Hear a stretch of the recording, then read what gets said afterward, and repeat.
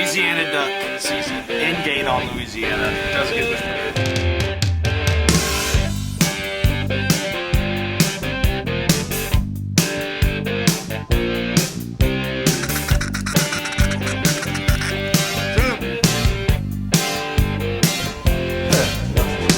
Look at them yo-yos, that's the way you do it. You play the guitar on the MTV. That ain't working, that's the way you do it. Money for nothing and your chicks for free. Now that ain't working, that's the way you do it. 6 o'clock. Let me tell you, them guys ain't done. Maybe get a blister on your little finger. Maybe get a blister on your thumb. We got to install microwave ovens, custom kitchen deliveries. We got to move these refrigerators. We got to move these color TVs.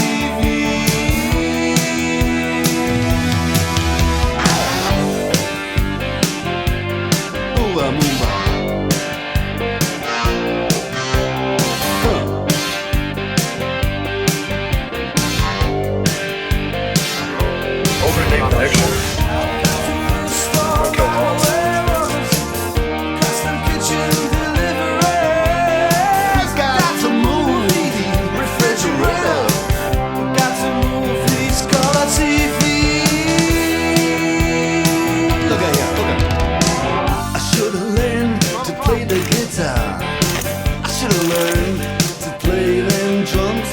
Mama, she got it sticking in the cameraman.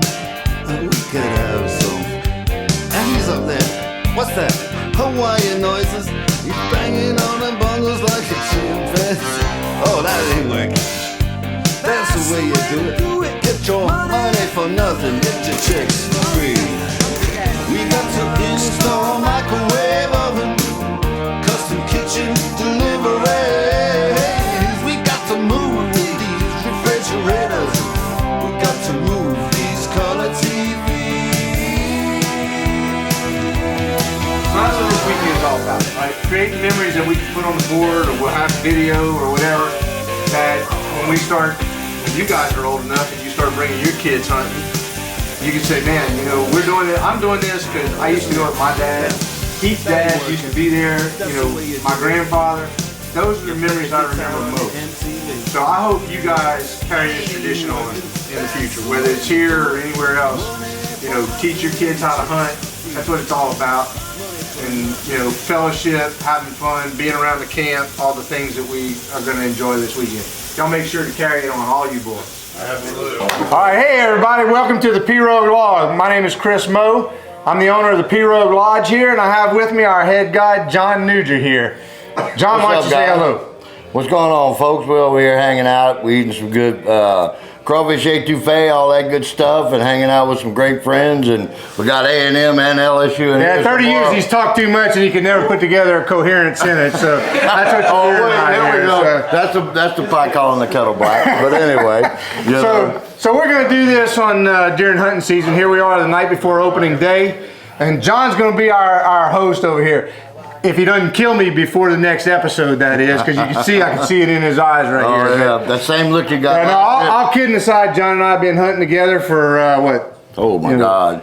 Well, since we were like, you know, knee high to a tadpole. Absolutely. But, and you know, we weren't always shooting at legal hunting hours, were we? No. I think the first time I got caught by the game wardens, you were with me, if I'm not mistaken. Yeah, I think the game wardens were hiding behind my blazer at that point. They were waiting right behind. And John said, "Oh no, we're not going to get in any trouble shooting after hours." Well, he was wrong. Well, you know, hey, I never claimed to be always right. You know, I mean, I'm teachable. You know, and I learned something that day. I promise you, I learned that. Wait, let me take that down. He's teachable. I haven't figured that out yet. So yeah, well, I'm trying to teach him how to be that way also, but that's another story. What happened after y'all got caught? Okay, so this is what happened. So we're walking up to the front, you know, and the game warden's name was John D. East, and he only lived about a half a mile from the farm. Is he still living? No, he's passed away. Okay, so we can name him. Yeah, exactly. We're good. So anyway, so he, you know, we walk up to Chris's, had his K5 Blazer at the time, and so we turn around and we walking up there while John D's standing behind his Blazer and steps out and says, "Game warden, boys." And I thought Chris was just shitting all over himself. He turned around, I thought he was gonna run in the other direction. I always played by the rules. Yeah, okay, yeah, he did, that's right. That's why I had to climb, that's why I used to have to climb up I used to have to climb up the lattice work at his house and get on the balcony and beat on his bedroom window to get out of bed to come hunting with me. So, you know, because he'd been out. No, John never climbed up the lattice work. He had his little brothers climb up there for him because, you know, he wasn't gonna do the hard work. I probably wasn't in much better condition than he was at the time, but anyway. So, you know, we get, and the game warden steps out, you know, John D, game warden, you know, let me see your license, guns, all that stuff. Let me see your birds, counting our birds. And he said, well, guys, y'all know why I'm here, huh? And I was like, no, sir, I don't. He said, well, y'all were shooting kind of late. I said, really? I said, I didn't think we were shooting that late. He said, oh, come on, man. It was 45 minutes after the sun went down, the last shot went off. And so we were like, well, maybe so, you know, well. So we end up, he lets us go, you know, slaps us on the wrist. Well, of course. Well, no, he didn't let us go. He took us down to the police station in Gaydon. We were on Main Street in Gaydon. He did, yep, and he brought us in the police station. He was trying to strike the fear of God in us. And I had, you know, the best part was I went to a school in Covington, St. Paul's, and you know, it's a boarding school, so people from Mexico would send their boys there. You know, year of high school and all that stuff, and so would bring one home with me for Christmas every year, and they'd spend the holidays with us. Well, I had one with me that night, and you know, he told me, we're gonna take you hunting, right? You know, us coon-ass boys here in South Louisiana, we're gonna show you how to hunt. So we get out there, and you know, when we got caught, we all jump back in the car, and we have to follow the game warden to the police station, and you know, we're all telling him, Arturo, if he asks you anything, just say 15. Because he was 16 years old, and of course at 16 in Louisiana, you gotta have a license. So we told him, we said, so game warden comes up and says, you know, what's your name? 15. He said, well, you know, where are you from? 15. I mean, just 15 after one after the other, man. We just started busting out laughing. Poor guy was just terrified. I mean, here he is in the Gaydon Police Department sitting on a church pew, watching the game warden through a pane glass window look at us and just shake his head. You know? And so the game warden knows my dad, knows his dad, right? And he says, what's your phone number, Chris? I'm calling you dad. Oh, I don't remember my phone number. Don't call my dad. I'm like, no way in hell am I letting him call my dad. So he calls Kenny Previte, and he calls John dad. My dad. Yeah. And dad shows up in there. He goes in the office with John D, and they sit there and they start talking back and forth. And you know, they were in there for a good, what, 45 minutes to an hour or something like that. And you know, dad would turn around and look at us and just shake his head and turn around, and boy, they'd keep talking, and John was talking, and he'd point at us and all this, man. I'm going, oh God, we're in trouble, man, you know. So dad comes out the office and says, all right, boys, y'all get in your car, get in the car, drive to the house. I'm going to deal with y'all when I get there. You'll have to leave y'all birds here, though. The game warden's confiscating y'all's birds. And y'all need to thank him because he's letting y'all go. And we had some nice mallards that day, too. Oh, we did, man. We were wood ducks, timber. oh, yeah. That was... Wood ducks, mallards, man. We had a nice string of birds, you know. And so, you know, years go by. And, you know, of course, dad got home and, you know, punished. You can't hunt for 2 weeks or whatever it is. So we get home and... I don't know, 10 years later, I'm sitting we're all at a family dinner, and we're all sitting down at the table, and dad, the story came up, you know, and dad turned around and goes, oh, I got to tell y'all something about that. I said, yeah, what's that? He said, well, I've known John D for years, and he said, we weren't even talking about y'all that whole time. He said, him and I were sitting there visiting, talking about different cases I had and he had and all this stuff, and he said finally, when they were done visiting and all, he said, Dad looked at John, he said, man, I'm going to tell those boys to leave their ducks here, and I'm going to put the fear of God in them. You won't ever have to worry about them doing it again. Needless to say, I haven't. Hey, that was the last time we shot after hunting hours, I guarantee you. And that was, what, 35, 40 years ago? 40 years ago. So ever since then, we've been doing it right. Yep. I mean, we were probably, we were 16, 17 years old. Yeah, I'm almost 55, so yeah. It's young and dumb. Absolutely. Hey, but that's enough about the past. You know, we had a lot of fun in the past, but that led us to the present. So 3 years ago, I bought the Pirogue Lodge, I bought the Pirogue Farm, and decided, hey, you know what? I want to share all these experiences with my son and with all my friends. So we got a bunch of friends here tonight for opening weekend. Let's hear it. Let's go. Hey! There you go. See, here's all the friends. Absolutely. Yeah, man. Yeah, there you go. Yeah, we're not going to talk about our college affiliation. No, we'll start a riot. Some of the guys do this, but you know, we just do this. But, no, none of that. Now let's see. Okay, we'll be nice. So we got a bunch of friends here. Opening day tomorrow, 2022. Yep. It's been a fun couple of years. You know, we built this great lodge so that we could have fun and so that you could come out and have fun as well. Join you can us. find us on Mallard Bay if you want to book a Absolutely. trip out here to the Pirogue Lodge. But tomorrow's opening day, John. Yep. What kind of birds do we have out there? Man, I tell you what, we have more birds right now than I've seen in probably 10 years. You know, this is what everybody's been praying for down here in the south. You know, we've had some really warm winters and stuff like that, and the birds just really haven't been coming down. And when they do get down here, they don't stay. They go back up north where it's a little bit cooler. Well, we've been fortunate enough that, you know, they've had a drought up there, so everything's dry. And we got 2 major cold fronts coming in, one tonight and then one next week, and the temperatures up north are going to be in the negative numbers, so those birds are just coming down here in droves. And we've got pintail, we got mallard, we have grays, I saw teal, I mean speckled bellies, snows and blues, everything is down right now, and more are coming. So it's stacking up to be a fantastic season. And that's not all we've got. We got the best guide in Gaydon, Louisiana that's going to take us out tomorrow morning. Oh, and then one of the finest blinds in Gaydon, Louisiana. Oh, absolutely. So, you know, the hotel. The hotel blind, you know, we got the microwave ready, we got the generator ready in Coffee there, we got pot. lights when you get in the morning, we got a coffee pot. Got a stove. We got a stove, you know, if you want to cook some eggs or some bacon or something in the blind. But, absolutely. You know, but we're out there to really kill some ducks tomorrow morning, so we're looking forward to that. Yep. But, you know, I want to talk a little bit about what you can expect if you come out to the Pirogue Lodge. So we got a great lodge here, great facility. We got one of the best guides in all of South Louisiana. You can see we got fully stocked bar. We got a wine cellar over here. But most of all, we've got ducks and we got geese. And the speckled bellies are here too. Oh yeah, we got great food and great cooks to come out and cook you some food. Absolutely. Some good Cajun food. But let's talk a little bit about the speckled bellies. Yes, sir. All right, because we like shooting those, don't we? Oh, we love it. I don't get excited about duck season until I hear my first speckled belly. And it just like it flips a switch on and I'm just wide open. I'm 100 miles an hour. I'm like, all right, let's get it rolling. You know, my 2 favorite days of the season or the year are opening day of duck season and the closing day of duck season. You know, simply because you just get so wound up in it throughout the season and all. But the speckled bellies are just very unique. You know, they have a calling style. They work well if you know how to call and read the birds and all that stuff. And if you can keep them coming, other ones will join in, and you can really stack them up big time. And they're really great eating and all that stuff too.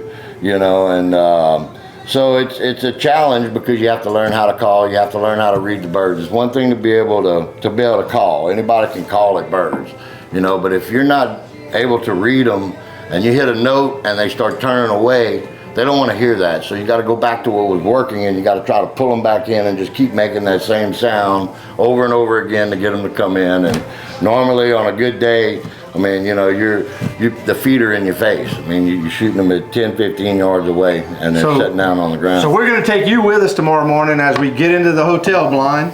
Absolutely. And we get ready to start shooting some ducks and some specks. And I think you're going to have a great time. But, you know, this is our first episode. We're going to call this the Pirogue Log, right? And, you know, L-O-G, just because, you know, log is in tree.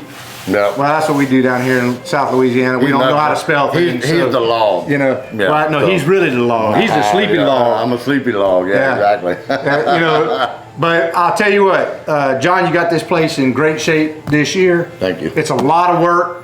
You know, we put out thousands of decoys. We've got 4 blinds that we hunt out here. And last year we were scrambling to be ready at the beginning of the season, but I threw a little bonus in this year. I told John, look, we're going duck hunting in Kansas, but you're not coming with us unless you get the blinds ready to go before we leave. So this past weekend, he had the blinds ready to go before we left to go to Kansas.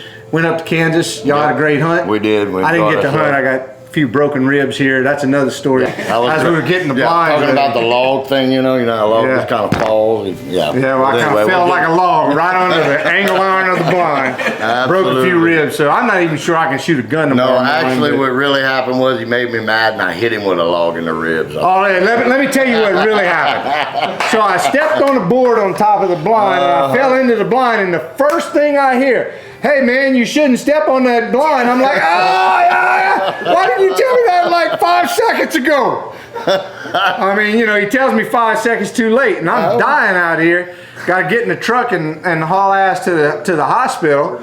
You know, and he's telling me I shouldn't have stepped on the board. I'm like, you know, 5 minutes or 5 seconds ago you could have said that, right? And I was kneeling down right there, finishing up my flap on the front of the blind with the blind grass and all that stuff, and I hear, and I'm going, man, what's going on? And I looked over and I said, oh crap, Chris, are you okay? I went over there and grabbed him by his good arm and pulled him out of the blind. A little more than a week later, but I recommend don't break your ribs. Yeah, it doesn't feel too good. So we're gonna find out if I can shoot a gun tomorrow morning. I'm gonna start out with a 20 gauge. You know, maybe go to a 28. And well, I might go to the 28. We'll see. I'm gonna bring both guns. I'll fire a shot and we'll see. I do have a 410, you know, but you know the thing is, it's about like this. That's all right. That's well, a tiny little good gun. That's what you grew up on, man. So and that's Logan, my son. It's a challenge for me to get the birds in close enough for him to shoot with a 410. So it gives me a little bit more excitement. You know, I mean, I can work them in a little bit closer and all that stuff. As long as Logan is in another blind, he's not looking at my birds and scaring them away all the time. Yeah. Well, no, I don't think Logan's that problem. I think that's Bill that's the problem. Bill's over there. Bill is number one. Because, right? Look, he's the first one to shoot. He's the first one to claim the duck when we shoot him and everything else. So he's number one. Bill is number one. It's all about fun and games over here. It's about making legendary memories, man, so you can carry them on for generations and, you know, pass them on to your kids and your grandkids and those kind of things. And that's what we're in the business of doing. I do have to say this, though. Our kill count is definitely going to go up tomorrow because we got Carson and Curtis Green here who are dead eyes. Oh, yeah. So, you know, when we shoot, you know, they keep flying for some reason, but I know not many gonna get past you guys tomorrow. I have a good feeling. No, and they're so tall, man. All they got to do now is they stand up and swat them with the end of their barrel, man. I don't have to get them in that close ball. Hey, that's up to John to get them in close. Now you got to get them in close. I don't have to get them in as close with them in the blind. Well, that's what I'm saying. That's you know, I mean, you and I Oompa Loompas, dude. We look like we're about that tall, but and I got broken ribs too. Absolutely, So I got an excuse if I miss tomorrow. So yeah, all right, yep. Here we go. The whole missing thing. Bill gonna pick up the slack though. He's gonna shoot there you go. Bill pick up the slack too.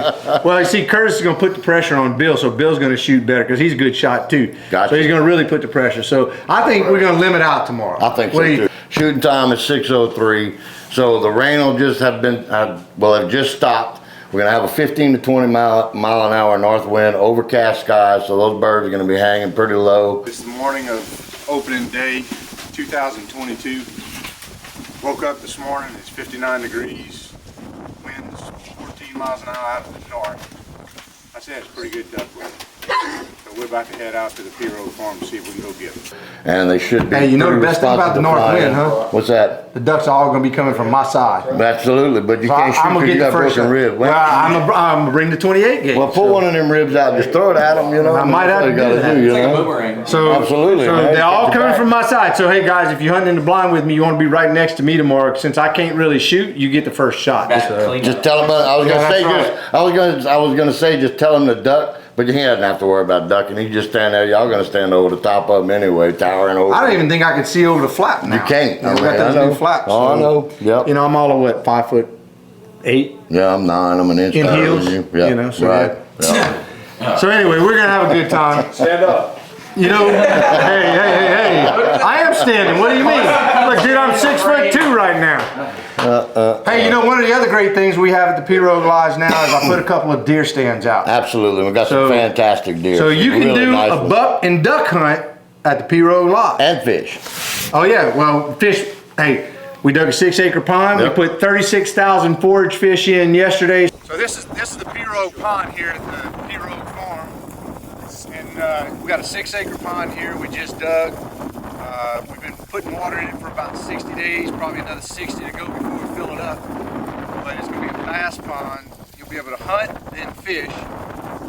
Yesterday we put 36,000 forage fish in this pond. So we got some copper-nosed bluegill, we got some minnows of different types, red-eared sunfish and other types. Then in the spring we'll put the next batch of minnows and then the bass in the summer. So when you come out to the Pirogue farm, you get to come out to the Pirogue pond after your hunt and cast a line. We're gonna put some bass in this summer, and then after you hunt, you'll be able to catch a few fish too. So we got a lot to offer here, Putting guys. the Titan bass in, they gain anywhere from 2 to 3 pounds a year. So Guys and gals, I should say. we should be pulling 8 and 9 pounders out of there in the next 3 years. So it'll be really cool. Hey, one of the best things I like about the hotel blind? What's that? We can make it handicap accessible. Absolutely, man. I built a platform last year, man, and we put a guy in a wheelchair, and I set up the hide for him, the flap on top, so that his head was just above it, and we swung it over. I'd sit on the side of him. I'd call him in when it was time to shoot. I'd push the flap out the way, and he shot out of his wheelchair and had a blast. So, and then we put him in a laydown blind also, and he was able to push the flaps open and shoot out of the laydown blind. So we can. So this is Veterans Day, and we want to say thank you for your service. Absolutely. If you're a veteran. Absolutely. Well, if you're a veteran and you want to hunt, you like to hunt, you need a place to hunt that's accessible, that you can come to hunt, the Pirogue Lodge. We got you hooked up. Yep. We got ramps inside that get you to the bedrooms. We can put you in the hotel blind. Yep. You'll be comfortable. We're bringing on a side-by-side, and we have a custom-built trailer that has benches in it, and you can put a wheelchair in it and roll it up in there and all that good stuff. And I'll build a platform in there. I'll build ramps for the camp, whatever it takes to make it comfortable for y'all. We'll get it done. I just wanted to jump in here real quick and if you're a disabled veteran, if you're just a veteran, you can still come too. You don't have to be disabled or not. We take anybody can come hunt at Pirogue Lodge, but it's Veterans Day. Do we do a veteran discount though? Well, we can do that. We can do that. Absolutely, man. So those boys, look, they were willing to give their lives so that we could do this today. They have my utmost respect, and any way I can better their lives or make it a little bit easier or whatever it may be. Come on, we'll get it done. Hey, this is my son Logan. He's the next generation here at the Pirogue Lodge, but he's also the CEO of MallardBay.com. That's where you can book the Pirogue Lodge or any other hunting trip that you want to go to in the U.S. or worldwide, really, huh? Yeah, I mean, 35 different states, 7 different countries now. But yeah, if you just go on Mallard Bay and type in Pirogue Hunting and Fishing Lodge, you'll be able to find the available dates we got. We got a lot of weekdays and we got a few weekends still available. Yep. And all that. You keep John busy, If he gets idle, he gets kind of antsy. I do, man. I get ornery. No, he gets ornery. No, actually, he gets ornery. I don't know if I can say this or not, and you can edit it out if I can, but I'm the nicest asshole you ever met in your life. Yeah, I was about to say, well, if he gets antsy, he becomes a dick sometimes. Yeah, he's right. Hey, trust me, I've learned. I call when John calls like yesterday and he's bitching. I'm like, John, just go home. Take the day off. It ain't worth it. You need a break. Go home. Right? Get out. Well, man, that's the thing about it. I take a lot of pride in what I do over here. I've been doing this for 30 years, and I like things a certain way. And Chris knows what I'm talking about because he's that way about all of his stuff. You want to talk about OCD, but when it comes to duck blinds and setups and grass and all that, I want it done and I want it done right. Yeah, well, you won't pick up the decoys though. So. Oh yeah, that's another one. With my boy here, when he's got 45 years of hunting experience under his belt, I'm more than happy to listen to him say that. But he made a comment the other day that he's been telling his dad and their guide that we need to pick the decoys up every day when we're done hunting. Stop leaving your decoys in the same exact place every single day you go out. I know this is a little bit controversial because here in Louisiana, it's a pretty common practice. Hell, I'm still trying to convince my dad and our head guide that we need to move our decoys around all the time. Well, okay, Logan, I'm hiring you on. You come over here and you're going to pick decoys up every day and you're going to put them out the next morning. So you're going to get about... No, let me tell you what John really told him. John said, you got boots on, there's the water, go move the damn decoys if you want to move them. Absolutely. But we will have a lot more motion this year. I will say that's important. Yeah, absolutely. That's very important. I got a solution for that coming. It's not here yet, but we're going to have a little more motion. I got one of those Go Ducks. It's Go Ducks. I got to put it together tonight. Oh, go ahead, man. I bought an ice eater. Now, we don't have any ice down here. We're in South Louisiana, but it'll move the water. Yep. So we'll get our decoys moving. I bought ice. It's not here yet, but we're not going to have it for opening day. You know what I bought? I bought one of those Warthogs. It's a pump that's about this big around, and it pumps 3,400 gallons of water every, 5 minutes or whatever. And so I'm going to put that in there, and it's just going to blow the decoys everywhere. It'll be like those fish coming out of the hose yesterday when we put them in that pond. But you know, we're family here at Pirogue Hunting Lodge. Our customers are family, and we treat you like family. You know, you come to this lodge, it's your lodge, you know, and Your wine, your alcohol, everything, That's right. food. You get to enjoy all the accoutrements. Can't complain. I think that's a French word. I think it is, yeah. Yeah, I don't know. Something like that. But you get to enjoy all of this and good food. And John's still drunk from when he was, you know, drinking. But 12 years ago. 12 years ago. Yeah. I quit doing it 12 years ago, but I still have some residual hanging over you. Yeah. I mean, So we blame it on alcohol from 12 years ago. I used to drink a You lot. couldn't tell. So, He could be drunk. He could be sober. well, You yeah, really I mean, can't tell. it's, you know, I drank so hard for so long that, you know, I don't think it wore off completely. I think I still got a buzz from 12 years ago to now, you know, but it's not as bad as it used to be. I mean, I used to walk around all wobbly and everything else, but no, seriously. That's another thing that I can bring to the table here at the lodge. You know, if we get over here, people are drinking and enjoying themselves, and y'all need something from town, I jump in the vehicle and I go get whatever y'all want. Well, look, I you know. just came on for a second to antagonize John. Oh, sure he did. I know he did. He learned that from me, obviously. Yeah. So, Yeah, well, Well, I think father like son, you know. I think he recognizes so much of me in you as well as you. Yeah, No. see, he sees you when we were outlaws back then. Yeah. Yeah, exactly. And still learning, you know, that we weren't going to pick up our decoys back then, and we're not going to pick up our decoys now. But, you know, I think, look, it's time to wrap it up. You know, here's the message, right? If you come out to the Pirogue Lodge, we guarantee you're going to have a good time. Absolutely. Can't guarantee you're going to kill ducks. Eating breakfast by 7:30 with our limit. We got a lot of ducks right now, but hey, it's hunting. That's why they call it hunting instead of killing. Right. So, but we can guarantee you're gonna have a good time. We're gonna treat you right. You're gonna get great food, right? Right, absolutely. You're going to get some of the best cuisine in the country. Yeah. I mean, you know, our You're gonna have food is great phenomenal. fellowship with John and the guys that we have here at Pirogue Lodge, right? Absolutely, man. We're gonna we'll cater to all your needs over here and make sure you're taken care of, and we'll visit, we'll tell jokes, cut up, have a good time, and go out and make some memories. And you're gonna have great accommodations. Absolutely. So, you know, if you want to book a trip here at the Pirogue Lodge, go to visit mallardbay.com. Search for Pirogue Lodge, Pirogue Hunting and Fishing Lodge, and book your trip out here. Come out and meet John. I'll be out here. You might get to meet me sometime as well. Yep. But we'll guarantee you're going to have a good time, right? Absolutely, man. Y'all gonna come out here and have the time of your life. South Louisiana's a great place, and our outdoors are fantastic. So South Louisiana duck hunting and deer hunting, if you book the buck and duck combination package. But we'll make sure you have a good time. John's going to treat you right. So I want to thank you for joining us today. I want to invite you to come out to South Louisiana and do some duck and deer hunting with us down here. Book it at mallardbay.com. This is the first episode of the Pirogue Log, and this is a log of our season. John's going to host the next episode and those episodes after that. But thank you for joining us. Absolutely, and everybody, we hope to see y'all over here, and God bless y'all. Y'all have a great evening. Please call